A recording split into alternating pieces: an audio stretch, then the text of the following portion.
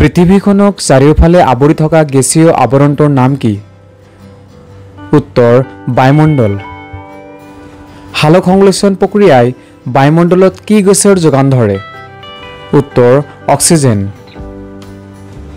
বায়ুমণ্ডলত সবাতকৈ অধিক পৰিমাণে থকা গেছীয় পদাৰ্থটো কি? উত্তৰ নাইট্ৰজেন। প্ৰাকৃতিক ভাৰসাম্যৰ বাবে দেশৰ মাটিকালিৰ কমেও কিমান শতাংশত বনাঞ্চল থকা প্ৰয়োজন? উত্তৰ 33%। বায়ুমণ্ডলক প্ৰধানকৈ কেইটা ভাগত ভাগ কৰা হৈছে? উত্তৰ 4টা। ভাৰতীয় বন আইন কেতিয়া প্ৰৱৰ্তন কৰা হৈছিল? উত্তৰ 1865 চনত।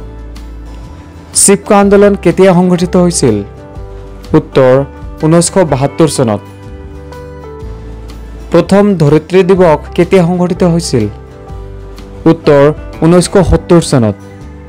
এজন সুস্থ মানুহক দৈনিক গড়ে কিমান কেলৰি শক্তিৰ প্ৰয়োজন? উত্তৰ 2500 কেলৰি। পৃথিৱীত কিমান প্ৰকাৰৰ খনিজ ধাতু পোৱা যায়? উত্তৰ 88 প্ৰকাৰৰ। এন্থ্ৰাচাইট কয়লা ভাৰতৰ কোন ৰাজ্যত পোৱা যায়? উত্তৰ জম্মু কাশ্মীৰত। বিশ্বৰ কোনখন দেশত আটাইতকৈ বেছি খনিজ তেল পোৱা যায়? উত্তৰ ছৌদি আৰব। কোনবিধ খনিজ পদাৰ্থক কলা হীৰা বুলি আখ্যা দিয়া হয়? উত্তৰ কয়লা। পনীয়া সোণ বুলিলে কোনবিধ খনিজ পদাৰ্থক বুজা যায়? উত্তৰ খাৰুৱা তেল।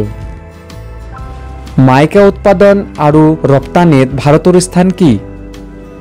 উত্তৰ প্ৰথম।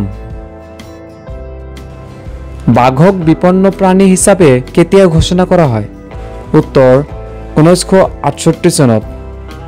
কোনটো চনত আন্তৰ্জাতিক জলবৰ্ষ হিচাপে পালন কৰা হৈছে? উত্তৰ 2003 চনত।